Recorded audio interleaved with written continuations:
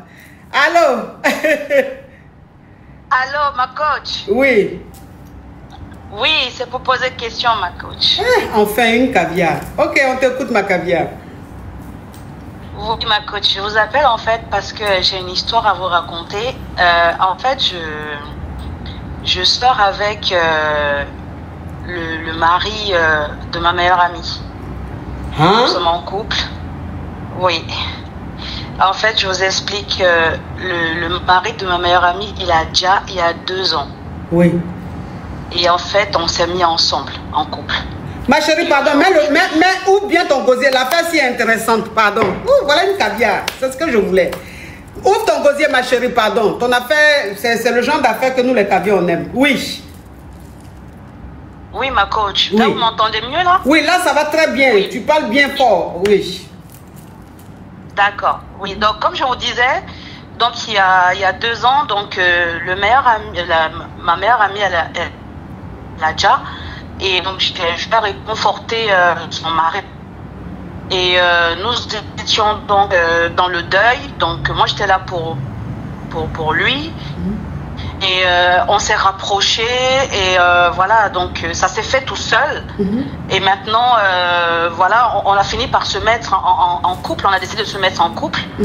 Et aujourd'hui, ça pose des problèmes dans nos familles qu'on ne comprenne pas parce que moi, je suis allée m'installer dans la maison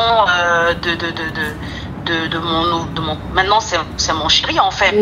Donc, je suis installée dans la maison où elle vivait, ma meilleure amie. Et, les enfants, ils ne comprennent pas. Moi aussi, j'ai des enfants.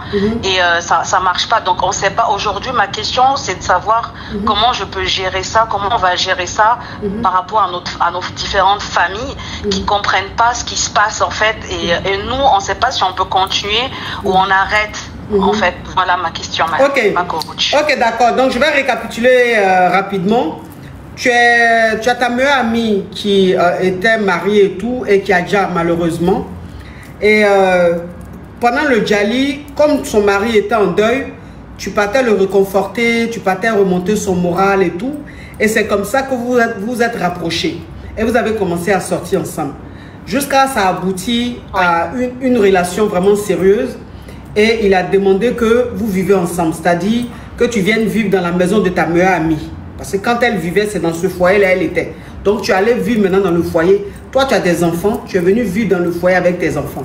Sauf que depuis que vous êtes ensemble et que tout le monde sait que vous êtes ensemble, ta famille n'est pas contente, lui, sa famille n'est pas contente. C'est-à-dire que les parents sont vraiment fâchés. Ils disent que ce n'est pas normal que toi, tu sois avec le mari à ta meilleure amie. Tes enfants aussi ne comprennent pas que tu sois avec le mari de leur tata, paix à son âme. Parce que comme c'était ta meilleure amie, elle était comme leur tata. Oui, c'est ça. D'accord. Oui, oui. D'accord. Donc, vous, malgré le fait que les familles soient en colère, les familles soient fâchées, ça ne vous a pas empêché de rester ensemble. Vous êtes toujours ensemble, vous êtes toujours fou amoureux. Toujours. Voilà, on toujours, ensemble. Voilà, toujours fou amoureux et tout. Oui. Ok, donc c'est quoi ta question, ma chérie? Alors, ma question, ma coach, c'est de savoir, est-ce que on se sépare pour faire plaisir à la famille et à nos enfants, ou alors on s'en fout, on continue à vivre notre amour parce qu'on s'aime vraiment fortement. Il faut savoir qu'avant, on ne s'était jamais regardé autrement. Vraiment, c'est vraiment le lit de ma meilleure amie qui nous a rapprochés. Avant ça, ça ne s'était jamais arrivé ou quoi que ce soit. Donc, voilà, c'est donc, ce que tu veux dire, c'est que avant, quand ta meilleure amie vivait, il n'y a jamais eu un regard, il n'y a jamais eu quelque chose.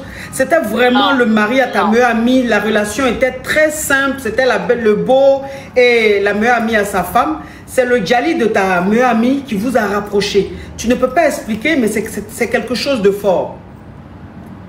Ok. Oui, alors, ton histoire, j'ai regardé un film comme ça. Où la femme du monsieur avait déjà et la meilleure amie de la femme venait réconforter comme ça son mari. Et ils se sont rapprochés, ils se sont mariés et tout. Les proches n'étaient pas pour, ne comprenaient pas, mais ils sont quand même restés ensemble. Bon, moi, ce que je veux te dire, c'est que souvent, franchement, souvent, quand vous êtes meilleurs amis et que vous êtes tellement aimés et que vous étiez tellement comme des sœurs, est que la personne déjà, la défunte peut vouloir avoir envie que son mari reste avec sa meilleure amie, c'est-à-dire qu'elle est comme sa soeur. C'est-à-dire qu'elle estime que comme tu es sa meilleure amie, tu es celle-là même qui pourra prendre soin de ses enfants, tu es celle-là qui pourra prendre soin de son foyer, tu es celle-là qui pourra prendre soin de son mari. C'est des choses qui arrivent. Donc ça veut dire que le fait que vous soyez rapprochés, c'est pas un hasard. C'est ta meilleure amie qui voulait. Elle voulait que tu sois avec son mari. Parce qu'elle sait que si tu es avec son mari, ses enfants seront à l'aise, la maison sera à l'aise, son mari sera à l'aise. Parce que tu la connais, c'est ta soeur. Tu sais tout sur elle. Moi, ce que je veux simplement te dire, c'est continue ta relation avec ce monsieur-là. Et si c'est la volonté de ta meilleure amie, les familles vont finir par accepter ça. Tu comprends? Les familles vont finir par accepter. Il faut confier ça à Dieu. Il faut confier à Dieu. Il faut parler à Dieu. Il faut dire, Seigneur, ma meilleure amie, je l'aimais. C'était comme ma soeur. Jamais j'ai eu en tête de sortir avec son mari. Aujourd'hui, elle n'est plus là. Son mari et moi, on est ensemble. On s'aime très fort. La famille ne veut pas, mais on s'aime. Seigneur, si c'est la volonté, si c'est ta volonté, si c'est la volonté de ma meilleure amie là, fasse que la famille accepte. Fasse que, voilà, c'est-à-dire, il faut parler, il faut confier ça à Dieu. Et tu vas voir qu'au fur et à mesure, ils vont finir par accepter et ça va bien se passer. Moi, franchement, moi, vous savez, moi, je crois en ce qu'on dit, les hommes, les personnes qui ont déjà n'ont pas déjà. Moi, je crois beaucoup à ça. C'est-à-dire que je crois au fait que ce soit sa meilleure amie qui ait envie que sa meilleure amie reste avec son mari. Moi, c'est... Bon, il y a des gens qui ne vont pas croire, mais moi, je sais que c'est pas simple. C'est pas simple. Donc, il faut rester avec lui et confier ça à Dieu pour que Dieu puisse apaiser le cœur de vos familles. Et aussi que les enfants puissent accepter. Tu as compris, ma chérie? Et ne te dis pas que tu es mauvaise, ne te dis pas que tu es une mauvaise personne. Non. Non. Ce qui est arrivé là, c'est pas simple. C'est pas simple. Tu n'es pas une mauvaise personne. Dieu seul sait pourquoi c'est arrivé. Donc, continue ta relation. Si elle a laissé des enfants, prends soin de ses enfants comme façon tu prends soin de toi, tes enfants là. C'est-à-dire que tes enfants, la façon elle prenait soin, elle aimait ses enfants là. Il faut aimer ses enfants comme ça. Façon elle tenait à sa famille là. Il faut tenir à sa famille comme ça. C'est-à-dire, fais comme elle. Vous n'êtes pas pareil, mais je dis, comme c'était ta meilleure amie, tu la connaissais. C'est-à-dire, il ne faut pas mettre de différence entre tes enfants et elle, ses enfants quoi. Elle t'a gardé là auprès de son mari pour veiller sur ses enfants. Moi, c'est ce que je dis. Et il n'y a pas quelqu'un qui peut enlever ça dans ma tête. Après, chacun a sa façon de voir la vie. Comme c'est à moi que tu es venu demander, moi, je donne mon avis. Voilà. Maintenant, chacun peut juger ça comme il veut. Chacun peut donner son avis. Voilà. On peut ne pas être d'accord, mais j'assume ce que je dis. Voilà. Donc, reste avec lui et je vous souhaite tout le bonheur du monde. Merci ma coach. Oui, merci bisous beaucoup. ma chérie. C'est sur ton histoire que je vais couper. Je vais dire au revoir à la team.